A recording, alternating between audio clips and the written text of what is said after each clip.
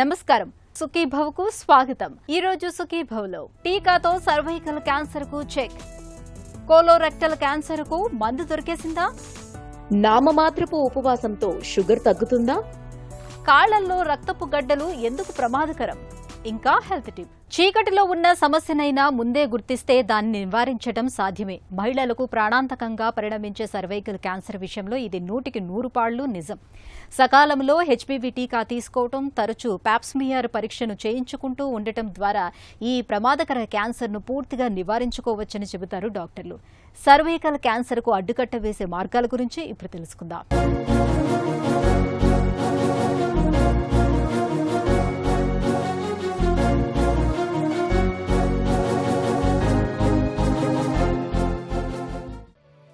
గర్భాశయం మాతృత్వానికి మూలాధారం. స్త్రీ శరీరంలో కీలకమైన ఈ అవయవానికి ఇవాళ క్యాన్సర్ ముప్పు పెనుశాపంగా పరిణమిస్తోంది. ముఖ్యంగా గర్భాశయ ముఖద్వారమైన సర్విక్స్ను క్యాన్సర్ రక్కసి ఎక్కువగా కబళిస్తోంది. నడి వయసు దాటిన మహిళలకు మరణశాసనం రాస్తోంది. ప్రపంచ ఆరోగ్య సంస్థ అంచనాల ప్రకారం సర్వైకల్ క్యాన్సర్ 4వ ప్రమాదకరమైన వ్యాధి. ప్రపంచవ్యాప్తంగా మహిళల్లో రొమ్ము క్యాన్సర్ కేసులు ఎక్కువగా కనిపిస్తుంటే మన దగ్గర మాత్రం సర్వైకల్ క్యాన్సర్ కేసులు ఎక్కువగా నమోదవుతున్నాయి. మన దేశంలో మహిళల్ని ఎక్కువగా బలి తీసుకుంటోంది కూడా ఈ క్యాన్సరే. 25 నుండి 65 వయసు దాకా స్త్రీలలో ఎవరికైనా ఇది రావచ్చు. భారత్లో ఏటా 135,000 మంది ఈ వ్యాధి బారిన పడుతున్నారని, 74,000 మంది దాకా చనిపోతున్నారని సర్వేలు చెబుతున్నాయి. సర్వైకల్ క్యాన్సర్ అంటే గర్భాశయ ముఖద్వారపు క్యాన్సర్ అంటాము. ఇది మన భారతదేశంలో ప్రతి మహిళ ఆల్మోస్ట్ ఇది 2nd మోస్ట్ కామన్ క్యాన్సర్ అని చెప్తున్నాము. అదిను ప్రతి సంవత్సరం కూడా 120,000 కొత్త కేసులు మనం భారతదేశంలో నోటీస్ చేయడం జరుగుతుంది ఈ క్యాన్సర్ వలన. సర్వైకల్ క్యాన్సర్ అనేది హ్యూమన్ ప్యాపిల్లోమా వైరస్ అనే వైరస్ వలన వస్తుంది. అది మోస్ట్ కామన్గా స్కిన్ టు స్కిన్ కాంటాక్ట్ ఉండటం వలన వస్తుంది. అది కూడా మల్టిపుల్ పార్ట్నర్స్, అలాగే సెక్షువల్లీ ట్రాన్స్మిటెడ్ డిసీజ్ అంటాం మోస్ట్లీ దాని కారణంగా. అలాగే ఇమ్యూనిటీ తక్కువ ఉన్నవాళ్ళు కానీ, లేదా అన్హైజినిక్ హ్యాబిట్స్ ఉన్నవాళ్ళు, అలాగే ఎవరిలో అయితే మనం ఎక్కువ ప్రొలాంగ్డ్గా ఓరల్ కాంట్రసెప్టివ్స్ వాడతారో అలాంటి వాళ్ళలో కూడా మనకి క్యాన్సర్ అనేది రావడం జరుగుతుంది. క్యాన్సర్ ప్రివెంట్ చేయొచ్చండి. దానికి 2 స్టెప్స్ ఉన్నాయి. ఒకటి వ్యాక్సినేషన్ మనకు అందుబాటులో ఉంది, రెండోది పాప్స్మియర్ టెస్ట్ అనేది కూడా మనకి ఇప్పుడు అందుబాటులో ఉంది. హెచ్పివి వ్యాక్సిన్స్ అనేవి మనకి మోస్ట్లీ మన భారతదేశంలో 3 రకాలు ఉన్నాయండి. ఒకటి 2 స్ట్రెయిన్స్ కవర్ చేసేవి, ఇంకోటి 4 స్ట్రెయిన్స్ కవర్ చేసేది, అలాగే 9 స్ట్రెయిన్స్ కవర్ చేసేవి ఉన్నాయి. ఇవి మనకి ఎక్కువ కామన్గా 4 స్ట్రెయిన్స్ కవర్ చేసేవి ఏంటంటే మనకి గర్భాశయ ముఖద్వారపు క్యాన్సర్తో పాటు అలాగే జెనెటల్ క్యాన్సర్ నుంచి కూడా కాపాడటానికి ప్రివెంట్ చేయడానికి మనం ఈ 4 స్ట్రెయిన్స్ కవర్ చేసేది ఉంటుంది. అలాగే 9 స్ట్రెయిన్స్ అనేది ఎక్కువ ఈ సర్వైకల్, అలాగే జెనెటల్, అలాగే అదర్ స్ట్రెయిన్స్ క్యాన్సర్ కాజ్ చేసేవి కూడా మనకి ఈ 9లో కవర్ అవుతాయి. హెచ్పివి హ్యూమన్ ప్యాపిలోమా వైరస్ గర్భాశయ ముఖద్వారానికి క్యాన్సర్ను తెచ్చిపెట్టే ప్రమాదకరమైన వైరస్ ఇదే. సాధారణంగా లైంగిక జీవితం మొదలుపెట్టిన అంటే వివాహమైన మహిళల్లో ఈ హెచ్పివి ఇన్ఫెక్షన్ వస్తుంది. ఈ ఇన్ఫెక్షన్ క్యాన్సర్గా మార్పు చెందకుండా మన శరీరంలోని వ్యాధి నిరోధక శక్తి అడ్డుకుంటుంది. వ్యాధి నిరోధక శక్తి తగ్గినప్పుడు కొంతమందిలో ఈ ఇన్ఫెక్షన్ క్యాన్సర్గా మారుతుంది. చిన్న వయసులో పెళ్లి కావడం, చిన్న వయసులోనే దాంపత్య జీవితం మొదలైపోవడం, విశృంఖల లైంగిక జీవనం, ఏళ్ల కొద్దీ పిల్స్ వాడటం ఇవన్నీ మహిళలకు సర్వైకల్ క్యాన్సర్ ముప్పును పెంచేవే అంటారు డాక్టర్లు. గర్భాశయ ముఖద్వారంలో క్యాన్సర్ తిష్ట వేసుకుంటున్న కాలంలో దాని తాలూకు సంకేతాలు మనకు కనిపిస్తుంటాయి. వాటిపై అవగాహన పెంచుకుంటే సర్వైకల్ క్యాన్సర్ను మనం ముందుగానే పసిగట్టవచ్చు. ముఖ్యంగా నడి వయసులోకి వచ్చాక నెలసరితో నిమిత్తం లేకుండా తరచూ రక్తస్రావం కనిపించడం, అది కూడా కలయిక తర్వాత రక్తం కనిపించడం, తెలుపు ఎక్కువగా అవుతుండడం, తరచూ విపరీతమైన నడుము నొప్పి బాధించడం, పొత్తి కడుపులో తరచూ తీవ్రమైన నొప్పి రావడం ఇవన్నీ సర్విక్స్ క్యాన్సర్ను పట్టించే సంకేతాలే. హెచ్పివి వ్యాక్సిన్స్ అనేది డిఫరెంట్ ఏజ్ గ్రూప్స్లో ఇస్తాము. లైక్ 9 to 15 ఇయర్స్ ఉన్న వాళ్ళకి 2 డోసుల్లో ఇస్తాము. అలాగే 15 ఏళ్ళ నుంచి 45 వయసు ఉన్న వాళ్ళకి మనం 3 డోసెస్ ఇస్తాము. అదేంటంటే మనం ఎప్పుడైతే వ్యాక్సినేషన్ ఇస్తామో అది ఆల్రెడీ హెచ్పివి వైరస్ వచ్చే అవకాశం ఉన్నా లేకపోతే ముందుగానే జాగ్రత్తగా అది ఇవ్వటం వలన ఆ యాంటీబాడీస్ అనేది ప్రొడ్యూస్ అయ్యి ఆ వైరస్ని రాకుండా ప్రివెంట్ చేస్తుంది. హెచ్పివి వ్యాక్సిన్ అనేది కంప్లీట్లీ సేఫే. హెచ్పివి వ్యాక్సిన్ అనేది ఎక్కువ 9 కంప్లీటెడ్ దగ్గర నుంచి 15 ఇయర్స్ లోపు 2 డోసుల్లో సరిపోతుంది. అలాగే 15 ఇయర్స్ కంప్లీట్ అయిన వాళ్ళు నుంచి 45 ఇయర్స్ లోపు వాళ్ళు 3 డోసులు వేసుకుంటే సరిపోతుంది. స్క్రీనింగ్ టెస్ట్లు అంటే హెచ్పివికి మామూలుగా ప్యాప్స్మియర్ టెస్ట్లు అంటాము. అది గర్భాశయ ముఖద్వారం దగ్గర టెస్ట్ చేస్తాము. అది జస్ట్ ఓపీ ప్రొసీజరే. మీరు ఓపీకి వచ్చి నార్మల్గా టెస్ట్ చేయించుకుని వెళ్ళొచ్చు. దాంట్లోనే మళ్ళీ అది ముఖద్వారాన్ని దగ్గర లోపల, అలాగే ఆ సర్విక్స్ బయట లోపల అది బ్రష్తో తీస్తాము. అది ఏమీ పెయిన్ఫుల్ ఉండదు. మీరు హ్యాపీగా అది ఎవ్రీ 3 ఇయర్స్కి చేయించుకోవచ్చు. దీంట్లోనే ఇంకో టెస్ట్ హెచ్పివి డిఎన్ఏ టెస్ట్ అని ఉంటుంది. ఇదేంటంటే ఆల్రెడీ వైరస్ వచ్చిందా లేదా కూడా ఆ టెస్ట్ చేస్తుంది. ఇది 5 ఏళ్లకు ఒకసారి చేయించుకుంటే మీకు ముందుగానే క్యాన్సర్ వచ్చే అవకాశం ఉందా లేదా టెస్ట్ చేసుకోవచ్చు. గర్భాశయ ముఖద్వారంలో ఆరోగ్యకరమైన కణాలు పూర్తిస్థాయి క్యాన్సర్ కణాలుగా మారడానికి 5 నుండి 15 సంవత్సరాల సమయం పడుతుంది. కాబట్టి తొలి దశలోనే గుర్తించి చికిత్స చేస్తే క్యాన్సర్ని ముందస్తుగా నయం చేసే అవకాశం ఉంటుంది. పాప్స్మియర్, కాల్పోస్కోపీ వంటి స్క్రీనింగ్ పరీక్షల్ని తరచుగా చేయించుకుంటూ ఉంటే సర్విక్స్ క్యాన్సర్ను చాలా వరకు ముందుగానే గుర్తించవచ్చు. గర్భాశయ ముఖద్వారంలో క్యాన్సర్ ఇంకా తొలి దశలో ఉన్నప్పుడే చికిత్స మొదలు పెడితే ఆ క్యాన్సర్ భూతానికి మనం ఆదిలోనే సమాధి కట్టవచ్చు. సర్వైకల్ క్యాన్సర్ తొలి దశలో ఉన్నప్పుడు సర్జరీ చేస్తే సరిపోతుంది. అలా కాకుండా క్యాన్సర్ ముదిరితే మాత్రం కీమోథెరపీ, రేడియేషన్ లాంటి చికిత్సలు కూడా అవసరమవుతాయి. అలాగే ఇటీవలి కాలంలో గర్భసంచి ముఖద్వార క్యాన్సర్కు టార్గెటెడ్ థెరపీలు కూడా చేస్తున్నారు. తాజాగా అందుబాటులోకి వస్తున్న ఇమ్యూనోథెరపీ కూడా గర్భసంచి ముఖద్వార క్యాన్సర్ కణాల్ని సమూలంగా నాశనం చేయడానికి అవకాశం ఉంది. ఇక ప్రస్తుతం అందుబాటులో ఉన్న హెచ్పివి టీకాల్ని అమ్మాయిలు మొదలుకొని నడివయసు మహిళల వరకు అందరూ తప్పనిసరిగా 3 డోసులు తీసుకుంటే సర్వైకల్ క్యాన్సర్కు చాలా వరకు అడ్డుకట్ట వేయవచ్చు. క్యాన్సర్ కణాలు ఆల్రెడీ కనిపిస్తూ ఉందంటే మనం హెచ్పివి వ్యాక్సినేషన్ వేయించుకోవచ్చండి. ఈవెన్ దో మనకి వైరస్ ఉందని తెలిసినా కూడా మనం హెచ్పివి వ్యాక్సినేషన్ మాత్రం ఆపకూడదు. వేయించుకుని తర్వాత దానికి తగ్గ ప్రిఫరబుల్ ఆ స్టేజింగ్ను బట్టి డాక్టర్ని, ఆంకాలజిస్ట్ని కానీ వాళ్ళని క్యాన్సర్ కాజ్ చేసే ఎందుకు వస్తుందనేది తెలుసుకుని డాక్టర్ని కలవడం మంచిది. సర్వైకల్ క్యాన్సర్ రాకుండా మనం ఫస్ట్ వ్యాక్సినేషన్ అందుబాటులో ఉంది, అది వేసుకోవచ్చు. అట్లాగే ప్యాప్స్మియర్స్ రొటీన్గా ఎవ్రీ 3 ఇయర్స్కి కానీ లేదా హెచ్పివి డిఎన్ఏ టెస్ట్లు అయితే ఎవ్రీ 5 ఇయర్స్కి కానీ చేయించుకోవాలి. దీంతో పాటు మన ఇమ్యూనిటీని పెంచుకోవాలి. అలాగే సేఫ్ సెక్స్ ప్రాక్టీస్ చేయాలి. మల్టిపుల్ పార్ట్నర్స్ని అవాయిడ్ చేయాలి. పాశ్చాత్య దేశాల్లో క్యాన్సర్ స్క్రీనింగ్లో భాగంగా ప్రతి ఏటా పాప్స్మియర్ టెస్ట్ ద్వారా 70 నుంచి 80% వరకు క్యాన్సర్ బాధితులను తగ్గించగలిగారు. తద్వారా ఇప్పుడు అక్కడ గర్భసంచి ముఖద్వార క్యాన్సర్ అరుదైన క్యాన్సర్ అయిపోయింది. మన దగ్గర కూడా ఏడాదికో 2 ఏళ్లకోసారైనా పాప్స్మియర్ వంటి స్క్రీనింగ్ పరీక్షల్ని చేయించాలి. సర్వైకల్ క్యాన్సర్ని తొలి దశలోనే గుర్తించి చికిత్స మొదలు పెడితే దాన్ని చాలా వరకు నయం చేయవచ్చు. ఇక విశృంఖల లైంగిక సంబంధాలకు దూరంగా ఉండటం, జననాంగాల పరిశుభ్రత పాటించడం, సుఖవ్యాధులు రాకుండా చూసుకోవడం, ధూమపానానికి దూరంగా ఉండడం, హెచ్పివి వ్యాక్సిన్ వేయించుకోవడం ద్వారా గర్భసంచి ముఖద్వార క్యాన్సర్ను పూర్తిగా నివారించుకోవచ్చు. హెల్త్ న్యూస్ మీకోసం.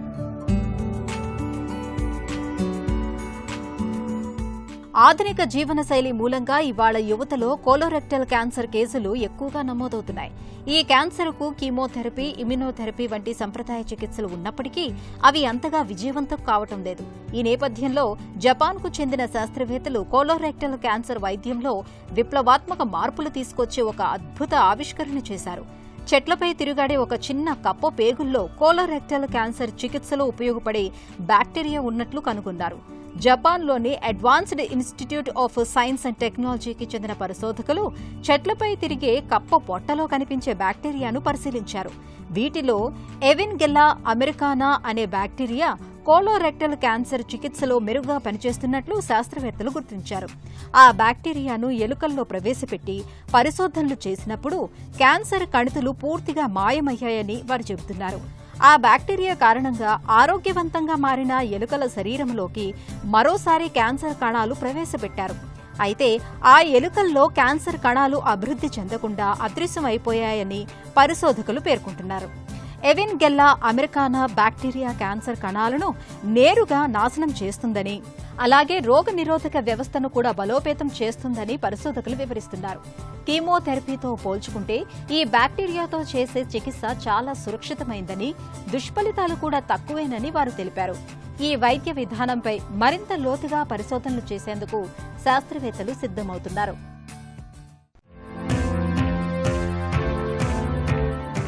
గింజ మట్టిలో పడితే మొక్కవుతుంది, అదే పొట్టలో పడితే మనకు బలమవుతుంది.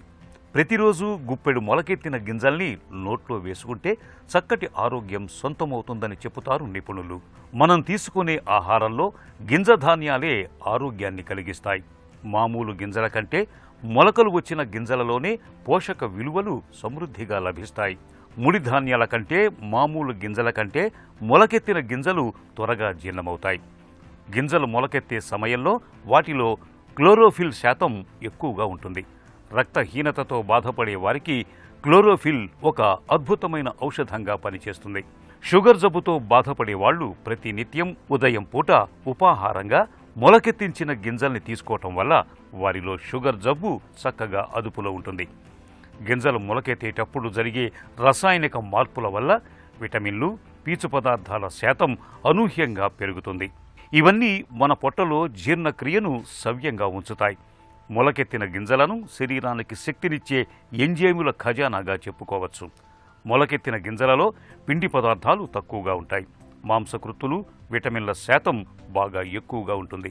ఎదిగే వయసులో ఉన్న పిల్లలకు మొలకల్ని ప్రతినిత్యం ఆహారంగా అందించటం చాలా మంచిది.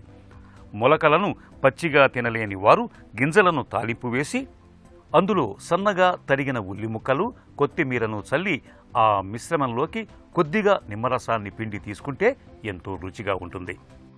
షుగర్ జబ్బుని అదుపులో ఉంచుకునేందుకు మనలో చాలా మంది ఆహార వ్యాయామాల సాయం తీసుకుంటూ ఉంటారు. కొంతమంది ఇంటర్మీడియట్ ఫాస్టింగ్ కూడా చేస్తూ ఉంటారు. దీన్నే నామమాత్రపు ఉపవాసం అని కూడా పిలుస్తూ ఉంటారు.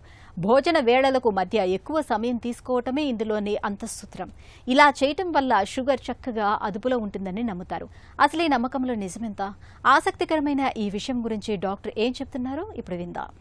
సో మీకు డయాబెటీస్ డయాగ్నోజ్ అయిన తర్వాత యూజువల్గా ఇంటర్మీడియట్ ఫాస్టింగ్ అనేది వీ డోంట్ రికమెండ్. ఎందుకంటే డయాబెటీస్ వచ్చిన తర్వాత మీకు షుగర్స్ పడిపోయే రిస్క్ పెరుగుతుంది. సో లేదు మీరు మైల్డ్ స్టేజ్లోనే ఉన్నారు, సే 6.3 అట్లా 6.5 అట్లా ఇప్పుడిప్పుడే డయాగ్నోజ్ అయినప్పుడు ఇంటర్మీడియట్ ఫాస్టింగ్ అనేది ఓకే. అది we don't strongly discourage it. ఎందుకంటే 15-16 గంటలు ఏం తినకుండా ఉండటం, దెన్ కోర్స్ వీటితో ఏంటంటే మీరు నీళ్లు డీహైడ్రేట్ అయ్యే ఛాన్స్ ఎక్కువ ఉంటుంది. మంచి ఫ్లూయిడ్ ఇంటేక్ తీసుకుంటూ మీరు అంటే ప్రీ డయాబెటిక్ స్టేజ్లో ఉన్నప్పుడు ఇంటర్మీడియట్ ఫాస్టింగ్ చేయొచ్చు, no problem. But fasting break చేసిన తర్వాత ఏం తింటున్నారు మీద కూడా చాలా ఇంపార్టెన్స్ ఉంటుంది. మీరు ఈ plant protein, vitamins and minerals ఇవన్నీ పెంచుకొని, ఫైబర్ పెంచుకొని మీరు ఖచ్చితంగా ఇంటర్మీడియట్ ఫాస్టింగ్ చేయొచ్చు. ఫుల్ బ్లోన్ డయాబెటిక్ ఉన్నప్పుడు మీరు ఖచ్చితంగా చేయకూడదు. ఎందుకంటే బాడీని ఒక స్ట్రెస్లోకి నెడుతుంది. కార్టిసాల్ లెవెల్స్ పెరుగుతాయి, షుగర్ లెవెల్స్ పడిపోవటం మీరు వాడే మందుల వల్ల అవ్వచ్చు, షుగర్ లెవెల్స్ పడే రిస్క్ పెరుగుతుంది. కాబట్టి intermediate fasting is not for severe diabetics. Only mild ఇప్పుడిప్పుడే డయాగ్నోజ్ అయిన డయాబెటిక్ అవ్వచ్చు, లేదంటే ప్రీ డయాబెటిక్ వాళ్ళలో intermediate fasting may help. But ఏంటంటే హైడ్రేషన్ మీరు చేసే ఈ 16 గంటల్లో ఫ్లూయిడ్, వాటర్ ఇంటేక్ మాత్రం సిగ్నిఫికెంట్గా ఉండేలాగా చూసుకోవాలి. రక్తనాళాల్లో కొవ్వుగడ్డలు అడ్డం పడితే గుండెపోటు ప్రమాదం ముంచుకొస్తుంది. ఏకంగా ప్రాణమే ప్రమాదంలో పడుతుంది. అచ్చంగా ఇలాంటిది మరొక సమస్య ఉంది. దాని పేరు డీవీటీ, డీప్ వెయిన్ థ్రాంబోసిస్గా పిలిచే ఈ సమస్యలో రక్తనాళాల్లో కొవ్వుగడ్డలకు బదులుగా ప్రాణాధారమైన రక్తమే గడ్డలుగా మారి అడ్డుపడుతూ ఉంటుంది. కాళ్లలోని రక్తనాళాల్లో ఎక్కువగా కనిపించే ఇలాంటి రక్తపు గడ్డలు ఒక్కోసారి ఊపిరితిత్తుల్లోకి కూడా చేరి ప్రాణాపాయ పరిస్థితుల్ని తెచ్చిపెడుతూ ఉంటాయి. ప్రాణాల్ని ప్రమాదంలోకి నెట్టే డీవీటీ జబ్బు అసలు ఎందుకు వస్తుందో, దీనికి ఎలాంటి చికిత్స అవసరమవుతుందో డాక్టర్ని అడిగి ఇప్పుడు తెలుసుకుందాం.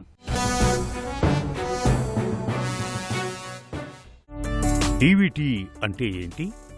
డీవీటీ అంటే డీప్ వీనస్ థ్రాంబోసిస్ అనమాట. అంటే మన లోపల చెడు రక్తనాళంలో ఉన్న రక్తనాళాలు మనకి ఏవైతే కాళ్ళల్లోంచి పైకి తీసుకెళ్తాయో ఆ రక్తనాళాల్లో ఉన్న సమస్యని డీవీటీ అంటాం, డీప్ వీనస్ థ్రాంబోసిస్.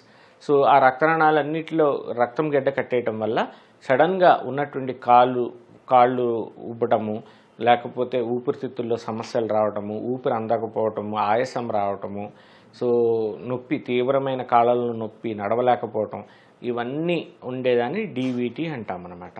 ఇది అక్యూట్గా ఉంటుంది, కొంతమందిలో క్రానిక్గా కూడా ఉండే ఛాన్సెస్ ఉంటుంది. కాళ్లల్లో, రక్తనాళాల్లో రక్తపు గడ్డలు ఎందుకొస్తాయి? మనం ఎవరిలో అయితే యాక్టివిటీ ఉండదో, అంటే ఇన్యాక్టివ్గా అలాగ ఒక్కచోటే మనం కూర్చొని కానీ, క్రానిక్ బ్రెడ్ రిడన్ అంటే మనకు కొంతమంది స్ట్రోక్ పేషెంట్స్ కానీ, పోస్ట్ సర్జరీ ఆపరేషన్ అయిన వాళ్ళు కానీ ఇంట్లో అలా బెడ్ మీద ఉంటారు, వాళ్ళు నడవరు, అలా పడుకొని ఉండడం, ఈ మోకాళ్ళ మార్పిడి చికిత్స కానీ లేకపోతే ఫ్రాక్చర్స్ అయిన వాళ్ళల్లో కూడా వాళ్ళు బెడ్కే పరిమితం అయిపోతారు, అంటే లేచి నడవటం యాక్టివిటీ ఉండదు. వీళ్ళల్లో కంపల్సరీ డీవీటీ రిస్క్ అనేది చాలా ఎక్కువ ఉంటుందండి. వీళ్ళతో పాటు రక్తం గడ్డ కట్టే తత్వం కొంతమంది డెవలప్ అవుతుంది. ఎవరిలో అంటే క్యాన్సర్ ఉన్న పేషెంట్స్లో కానీ, లేకపోతే కొంతమందికి అసలు క్యాన్సర్ ఉందని కూడా తెలియదు. డీవీటీ వచ్చాక కానీ వాళ్ళకి పరీక్షలు చేస్తే ఓకే వీళ్ళకి క్యాన్సర్ ఉందని మనకు ఒక అవగాహన వస్తుంది.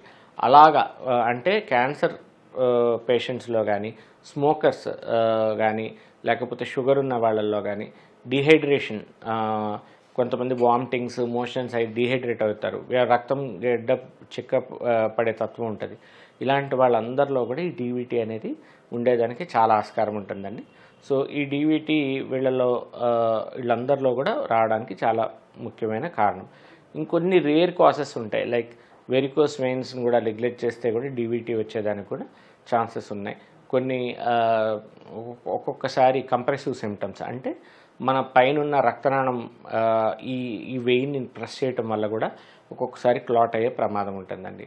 ఇలాంటివన్నిటిలో కూడా మనకి డీవీటీ వచ్చే ఆస్కారం చాలా ఎక్కువగా ఉండదని చెప్పుకోవచ్చు. డీవీటీ జబ్బు ఎందుకు ప్రమాదకరం? డీవీటీ జబ్బు అనేది ఎందుకు ప్రమాదకరం అంటే ఈ చెడు రక్తం అనేది కాళ్ళ నుంచి మన ఛాతిలోకి, లంగ్స్కి తీసుకొని వెళ్తుంది రక్తము. సో అందుకని ఇప్పుడు ఈ రక్తనాళం గడ్డ కట్టడం వల్ల ఓన్లీ మన కాళ్ళు వాయటమే కాదు, ఈ రక్తం అంతా కూడా కింద నుంచి మన ఛాతిలోకి వెళ్ళేటప్పుడు రక్తం గడ్డ కూడా కింద నుంచి ఛాతిలోకి తీసుకెళ్తుంది. అలాగా మనకి రక్తం గడ్డ ఎప్పుడైతే మనం లంగ్స్లోకి కానీ హార్ట్లోకి వెళ్ళినప్పుడు మనకి ప్రమాదం అవుతుందండి. ఎంత ప్రమాదం అంటే ఊపిరితిత్తులు పనిచేయడం ఆగిపోయి ఊపిరి అందక సడన్గా ప్రాణాలు పోయే ఛాన్సెస్ కూడా ఉంటాయి. అందుకని డీవీటీ అనే సమస్య చాలా ప్రాణ ప్రమాదమైన సమస్య. సో దీనికి అవగాహన మరియు త్వరగా ట్రీట్మెంట్ అనేది తీసుకోవాలి. చికిత్స తీసుకోకపోతే డీవీటీతో ఎలాంటి కాంప్లికేషన్లు తలెత్తవచ్చు? చికిత్స మనం నెగ్లెక్ట్ చేసినట్టయితే కాళ్ళు వాపులు, నడవలేకపోవటము, పోస్ట్ థ్రాంబోటిక్ సిండ్రోమ్ అంటాము అవి, మరియు ముఖ్యంగా ఇందాక మనం డిస్కస్ చేసినట్టు లంగ్ కాంప్లికేషన్స్, పల్మనరీ ఎంబోలిజం అంటాం, అంటే ఈ క్లాట్ అంతా వెళ్ళి మన లంగ్స్లో పూడికల కింద ఫామ్ అయ్యి మన లంగ్స్ని బ్లాక్ చేస్తుంది. ఇలాంటి మెయిన్ కాంప్లికేషన్స్, ఒక్కొక్కసారి స్ట్రోక్తో కానీ ప్రజెంటేషన్స్, ఇలాంటివన్నీ కూడా మనకి డీవీటీ వల్ల వచ్చే ఛాన్సెస్ ఉంటాయండి. సో దీనివల్ల మనము ఈ కాంప్లికేషన్స్ అన్నీ ఎందుకంటే మనకి ప్రాణానికి ప్రమాదం అయ్యే కాంప్లికేషన్స్ కాబట్టి మనం ఎర్లీగా దీనికి ట్రీట్మెంట్ తీసుకుంటమే మంచిదండి. డీవీటీ జబ్బుని ఎలా నిర్ధారించుకుంటారు? డీవీటీ సమస్యను నిర్ధారించడం చాలా సులువండి.